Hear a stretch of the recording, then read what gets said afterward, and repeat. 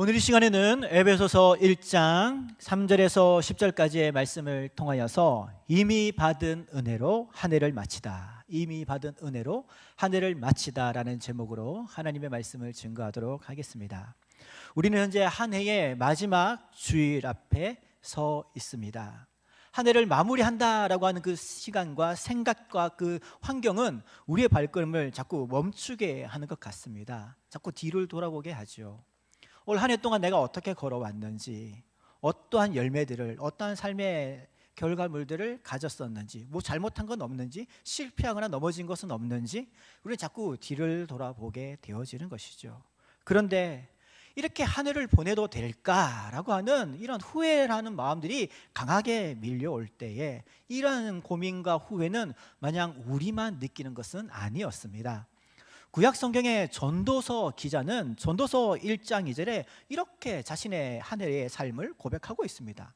헛되고 헛되며 헛되고 헛되니 모든 것이 헛되다라고 성경을 기록을 하고 있는데요. 여기서 헛되다라고 하는 단어가 히브리어로 헤렘이라고 하는 단어입니다. 한숨, 안개, 연기라고 하는 뜻을 가지고 있는 단어가 헤렘인데, 이것이 이제 우리말로 번역되다 보니 헛되다라고 하는 것이죠. 연기를 우리가 잡으려고 해도 잡을 수가 있나요? 못 잡죠. 한숨을 후 하고 내쉴 때에 그 숨은 우리의 삶의 모든 인생을 표현하고 보여주는 그러한 숨 아닙니까? 잡을 수가 없고 모든 것이 헛된 것과 같다라고 하는 것이죠. 한 해를 마무리하는 이 시점에 우리 한 해의 시간들을 되돌아보니 내가 이것을 잡으려고, 이것을 이루려고 이렇게 노력하였나. 연말을 맞이하여서 어떻게 보면 많은 소비 문화가 우리 가운데 일어났었는데요. 내가 이 물건을 살 때에, 이 상품을 살 때에 내가 기대하고 꿈꾸었던 목표치는 이것이 아니었는데 거금을 들여서 큰 결단을 내려서 이것을 구입을 했는데 이것이 나의 기대와는 전혀 다른, 내가 이러려고 이것을 샀는가라고 하는 이러한 헤렘의 일들이 우리 가운데에 자꾸 일어나는 것이죠. 그래서 시편 기자는 시편 90편 10절에 또 이렇게 고백하고 있습니다.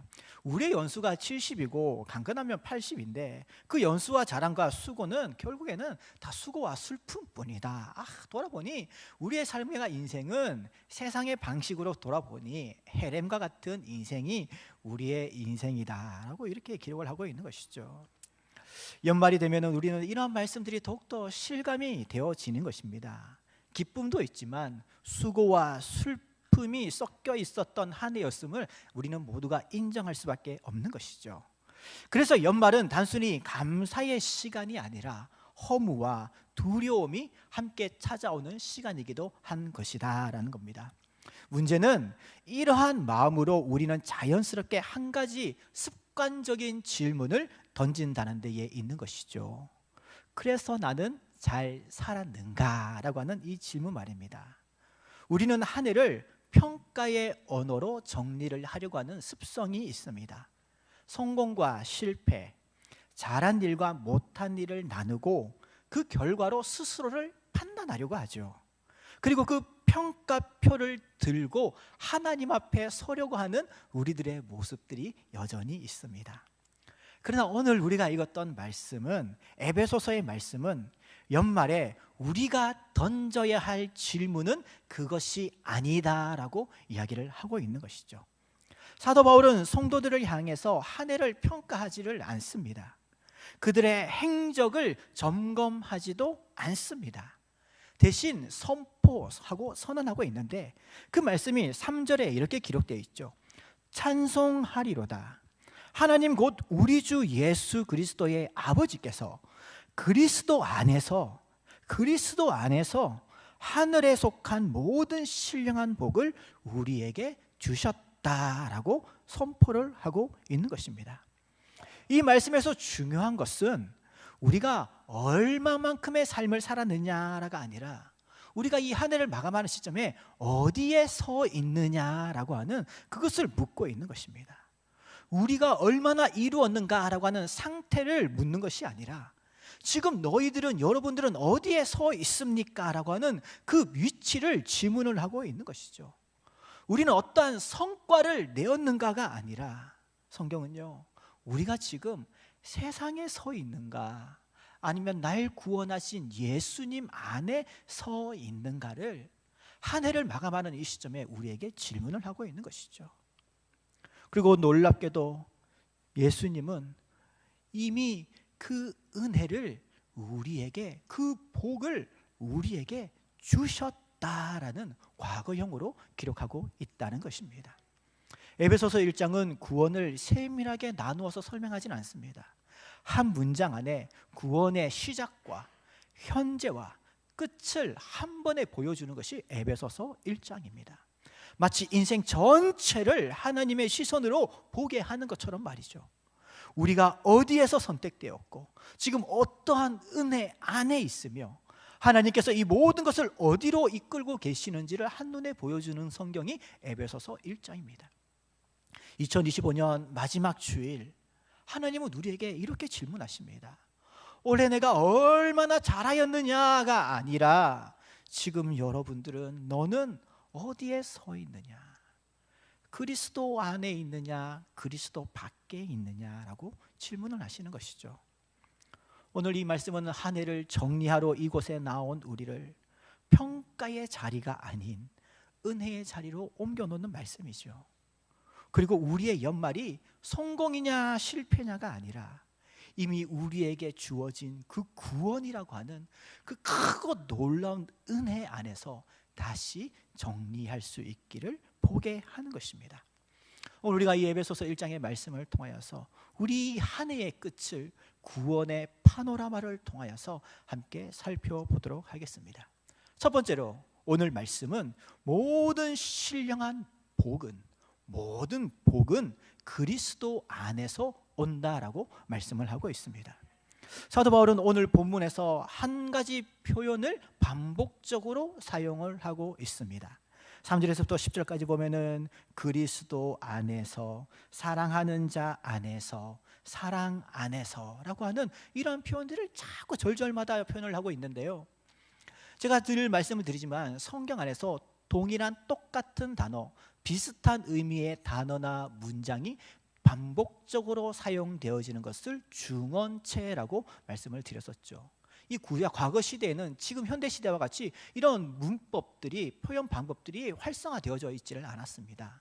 그래서 강조의 의미를 담을 때에는 똑같은 단어나 비슷한 의미의 단어나 문장을 반복적으로 사용을 했었는데, 오늘 이 성경에서는 그리스도 안에서, 그 사랑 안에서 어디 안에 우리가 있는지를 강조를 하고 있다라고 하는 것이죠. 왜 이렇게 반복을 하고 있을까요? 그것이 바로 구원이라고 하는 것이 우리의 삶의 중심축이기 때문인 것입니다. 사도 바울은 말합니다. 하늘에 속한 모든 신령한 복은 나의 능력으로 얻는 것이 아니라 그리스도 안에서 우리에게 주어진 선물인 것이죠.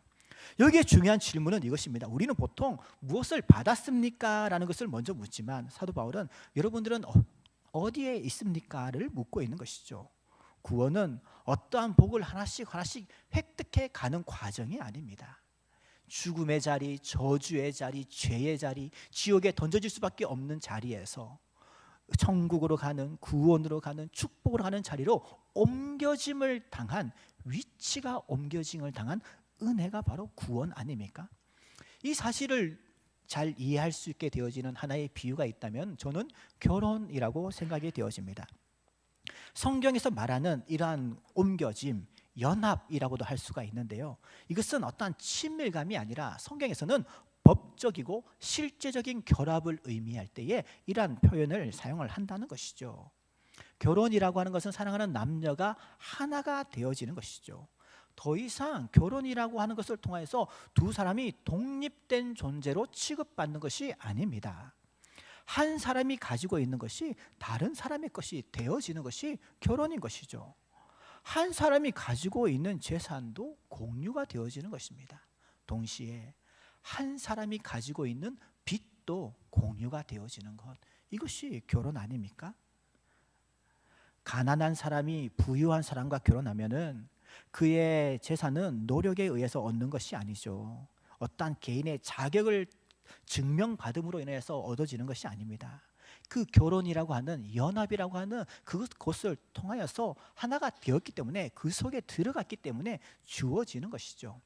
사도 바울이 말하고 있는 그리스도 안에서라고 하는 말의 의미가 바로 이것입니다. 우리가 의로워졌기 때문에 그리스도와 연합되어진 것이 아니라 우리가 그리스도와 연합되어져 있기 때문에 그리스도의 의가 나의 것이 되었다라고 하는 것이죠. 이것이 성경에서 말하는 의로움, 구원받음이라는 것입니다. 로마서에서 이렇게 얘기하고 있죠. 로마서 6장 5절에 우리가 그의 죽으심과 같은 모양으로 연합한 자가 되었으니 또한 그의 부활과 같은 모양으로 연합한 자가 되리라 라고 말씀하고 있습니다. 예수님이 죽으신 것이 나의 죽음이 되어지는 것이고, 예수님의 부활이 나의 부활이 되어지는 것이고, 예수님의 미래가 나의 미래가 되어질 수 있는 이유가 우리가 예수님과 연합되었기 때문에, 우리가 예수님과 하나 되었기 때문에 그런 은혜가 주어졌다라고 하는 것이죠. 신분의 이동인 것입니다. 그래서 고린도후서 5장 17절에 보면은 누구든지 그리스도 안에 있으면 새로운 피조물이라라고 하는 이 말씀이 그래서 이해가 되어지는 것이죠. 새로움은 내 마음에 변화가 있기 때문에 새로워지는 것이 아니라 우리가 예수님이 나를 위하여 죽으시고 부활하신 것을 믿습니다라고 고백하는 순간 그때부터 이미 우리는 그의 은혜로 하나가 되어지고 연합되어지는 존재가 되어지는 것입니다. 이것이 선물인 것이죠. 나의 노력으로 나의 의로 주어지는 것이 아니라 선물로 우리 가운데 주어진 은혜다라고 하는 것입니다. 그래서 골로새서 3장 3절에 너희 생명이 그리스도와 함께 하나님 안에서 감추어져 있느니라, 하나님 안에 보호받고 있노라 라고 하는 말씀은 우리가 이미 예수님을 믿기로 작정한 그 순간부터, 믿음으로 고백한 순간부터 우리는 하나님 안에 감추어졌다, 보호받는 존재가 된 것이죠. 악한 사단마귀가 우는 사자와 같이 삼킬 자를 두루 찾아다닌다 할지라도 하나님 안에 감추어져 있고 보호받는 우리를 결코 끄집어낼 수가 없는 것이 주님과 그리스도 안에 있는 하나님의 자녀들에게 주어진 복이다라고 하는 것을 성경에서 이야기를 하고 있는 것이죠. 이것은 이미 주어진 것입니다. 제가 지금 받을래요라고 해서 받는 것이 아니라 우리가 이미 예수님을 나의 주님으로 모신 그 순간 과거에 이미 우리가 받은 것이고 우리는 그러한 존재로 현재 살아가고 있다라고 하는 것이죠. 그렇기 때문에 연말 이 시간에 이 말씀이 우리 가운데 큰 중요한 의미는 한 해를 마무리하면서 우리는 자꾸 세상의 방식으로 내가 얼마나 잘했는가를 가지고서 나를 평가하려고 합니다. 어떤 분들은 내가 얼마나 예배를 빠졌는가, 내가 얼마나 헌금 생활을 하지 못했는가, 기도 생활을 하지 못했는가, 그거를 가지고 사람들을 평가하고 정죄하고 비난하는 것이죠. 그러나 성경은 그렇게 얘기하지 않고 있습니다. 우리가 주님을 믿는 그 순간부터 우리는 이미 하나님 안에 감춰졌고 보호받는 존재가 된 것이죠. 그래서 우리는 이 한 해의 연말을 우리가 지금 어디에 서 있는가를 다시 한 번 더 발견하면서 그 은혜 속에서 감사함으로 나아갈 수가 있게 되어지는 것이죠. 내가 지금 누구와 연합되어져 있는지, 누구 안에 있는지가 하나님의 눈으로 우리를 바라볼 수 있는 그 잣대가 되어지는 것이고 시간이 되어진다라는 것입니다. 2025년 마지막 주일, 이 질문은 결코 우리를 정죄하는 것이 아닙니다. 우리를 다시 복음 위에 세워주기를 원하는 것이죠. 우리는 어떠한 성취한 것과 우리 삶 가운데 이룬 것으로 인하여서 평가받는 존재가 아니라 이미 우리는 예수 그리스도와 결혼한, 혼인한, 하나 되어진 존재이기 때문에, 연합되어져 있는 존재이기 때문에 우리는 그것으로 말미암아 이미 이 한 해를 하나님 안에 있는 것으로 평가되었다라고 하는 것입니다. 하나님의 은혜로 이 한 해를 살아올 수 있었다라고 하는 그 사실을 가지고서 우리가 이 한 해를 잘 마무리할 수 있기를 주님의 이름으로 축복합니다. 두 번째로 오늘 에베소서 말씀을 통해서 우리에게 강조하고 있는 것은 우리는요 하나님의 자녀가 되었고 자유한 자가 되었다라고 하는 것을 강조하며 말하고 있습니다. 그리스도 안에 주어진 자에게 주어진 복에 대하여서 오늘 성경에서는 두 가지로 이야기를 하고 있는데 그 중에 하나는 양자됨이고 하나는 속량함을 받았다라고 하는 의미를 가지고 있는 단어인 것입니다. 에베소서 1장 5절 말씀 보면 이렇게 기록되어 있죠. 그 기쁘신 뜻대로 우리를 예정하사 예수 그리스도로 말미암아 자기의 아들들이 되게 하셨으니 아멘. 여기 아들들이 되게 하셨다라고 하는 것은 양자로 우리를 받아들였다라고 하는 의미를 가지고 있는 단어입니다. 그런데 우리가 이 시대를 살아가다 보면은요 양자, 입양이라고 하는 단어를 성경에 있는 입양, 양자됨과 혼동할 수가 있습니다. 그 의미를 잘 몰라서 그런 건데, 이 시대를 속에서 우리가 입양을 한다, 누군가를 양자로 받아들인다라고 할 때 그 의미가 무엇입니까? 보호가 필요한, 돌봄이 필요한 어린 아이를 내가 데려온다라는 것, 이것이 오늘날 이 시대 속에서 입양이고 양자 아닙니까? 불쌍한 아이를 키워주는 이미지가 먼저 떠오르는 것이죠. 근데 사도 바울이 살고 있던 이 고대 시대에, 그리고 바울 이전에 아브라함이 살고 있던 그 메소포타미아 문화 속에서의 양자됨은 전혀 다른 의미입니다. 고대 사회에서 양자는요, 주로 상속자를 세우기 위한 제도였습니다. 어린아이가 아니라 때로는 성인이 된 사람을 입양하였습니다. 이유는 분명합니다. 그 가문과 재산과 이름을 공식적으로 물려줄 사람을 선택하는 것이 양자의 목적이었기 때문인 것이죠. 그래서 양자가 되는 순간 그 사람의 과거는 더 이상 중요하지 않았습니다. 이전에 어떠한 가문에서 살았는지, 어떠한 신분으로 지냈는지, 이전에 어떠한 범죄 기록이 있었는지, 이 모든 것이 법적으로 종료되어지는 것이 입양받는 순간 일어나는 것이죠. 새로운 이름과 새로운 신분과 새로운 미래가 시작되어지는 것이 입양이고 양자됨이었던 것입니다. 그러므로 이 배경을 알고 우리가 이 에베소서 1장을 읽어야 되는 것이죠. 에베소서를 보니 하나님은 우리를 단순히 보호함이나 동정의 대상으로 우리를 입양하신 것이 아니라, 아들을 삼으신 것이 아니라 우리를 하나님의 상속자로서 우리를 부르셨다라고 하는 것, 이것이 바로 하나님의 구원이 가지고 있는 본래적 의미인 것이죠. 더 나아가 에베소서를 읽어보면요, 남자나 여자나 종이나 자유인이나 유대인이나 이방인이나 구별하지 아니하고 모든 예수 그리스도를 나의 구원자로 믿는 사람들을 동일하게 함께 상속자로 받아들이시기를 원하시는 것이 우리 하나님 아버지의 뜻입니다 라고 하는 복음의 선포가 에베소서를 통해서 우리한테 말씀하고 있는 본질적인 의미인 것이죠. 그러므로 로마서 8장 15절 말씀, 너희는 다시 무서워하는 종의 영을 받지 아니하였고 양자의 영을 받았으므로 우리가 아빠 아버지라 부르짖느니라. 이 말씀이 이제는 우리의 말씀이 되어진다라고 하는 것입니다. 하나님, 어떻게 나 같은 죄인이 오늘도 하나님의 말씀을 버리고 세상에서 방황하던 제가 하나님을 아버지라 부를 수 있습니까? 라고 하는 것이 아니다라고 하는 것이죠. 우리가 이 땅에서 살아가는 우리의 생각과 우리의 사상과 우리의 모든 경험을 뛰어넘는 천국의 비밀과 경륜이 이 말씀 속에 숨어 있기 때문에, 이 말씀 속에서, 복음 속에서, 진리 속에서 우리는 하나님을 아버지라고 고백할 수 있는 것입니다. 에베소서 1장 17절에 보면, 에베소서 1장 7절에 보면 이렇게 기록되어 있죠. 우리는 그리스도 안에서 그의 은행의 풍성함을 따라 그의 피로 말미암아 속량 곧 죄 사함을 받았느니라. 아멘. 우리를 양자로 삼아주신 하나님이 또한 우리에게 하신 것이 있으니 그 구원의 비밀은 속량이라고 성경에서 기록을 하고 있습니다. 양자됨은 누가 받는 것이냐? 속량함을 받은 사람들이 양자됨을 받는 것인데, 속량이란 것은 어디에서 벗어났다라고 하는 선포하고 선언문이 속량인 것입니다.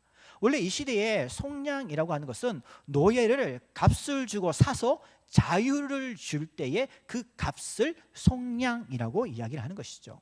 우리가 단지 연약했던 존재가 아니라 죄와 두려움과 잘못된 주인들에게, 사탄 마귀에게 묶여 있었던 존재가 우리였는데, 이런 우리에게 참된 자유를 주시기 위하여서 그 우리의 주인 되어진 마귀에게 물은 것이죠. 하나님께서 내가 이 영혼을, 내가 이 성은이라고 하는 저 죄인을 속량해 주고 싶은데 내가 너에게 무슨 값을 주면 좋겠느냐라고 그 우리의 주인 되어져 있는 사탄 마귀에게 질문했을 때, 마귀가 뭐라고 얘기합니까?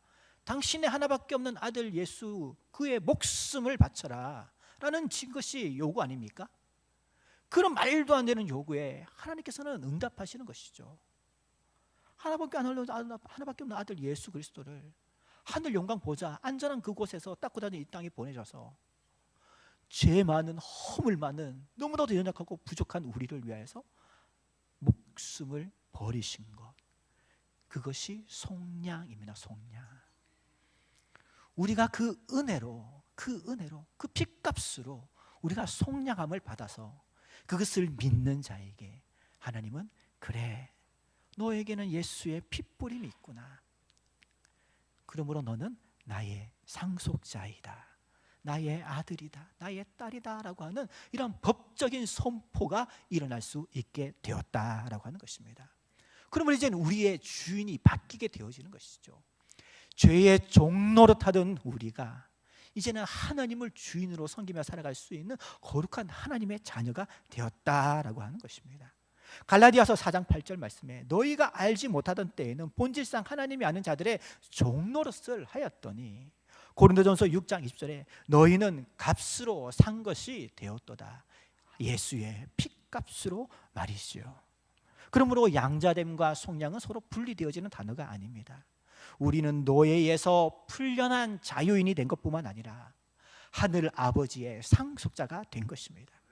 그리스도 안에서 우리는 자유인이 되었고 동시에 하나님의 자녀가 되었다라고 하는 복음적 선포인 것이죠. 그래서 연말 이 시간에 우리는 이 질문 앞에 서야 하는 것입니다. 나는 혹시 아직도 고아처럼 살고 있지는 않는지 말이죠. 나는 자유를 받았는데도 아직도 다시 옛 주인에게로 돌아가려고 하는 그러한 모습과 습관이 있지는 않는지 우리는 스스로에게 다시 한번 더 질문해 보아야 되는 것이죠. 그리고 이 말씀 앞에서, 복음 앞에서 우리는 다시 고백해야 되는 것입니다. 나는 그리스도 안에서, 우리는 하나님의 자녀이고 우리는 이미 자유함을 받은 하나님의 언약 백성입니다 라고 하는 이 복음의 비밀을 말이죠. 이 사실을 마음 깊이 간직한 채 이 한 해의 마지막을 이겨낼 수 있기를, 보내실 수 있기를 주님의 이름으로 축복합니다. 세 번째로 오늘 말씀은 이 모든 것들은 결국 하나님께서 그리스도 안에서 완성해 가신다라고 하는 그런 시간적 계획을 말씀을 하고 있습니다. 10절을 보면은 이렇게 기록이 되어져 있죠. 하늘에 있는 것이나 땅에 있는 것이 다 그리스도 안에서 통일되게 하려 하심이라라고 기록을 하고 있습니다.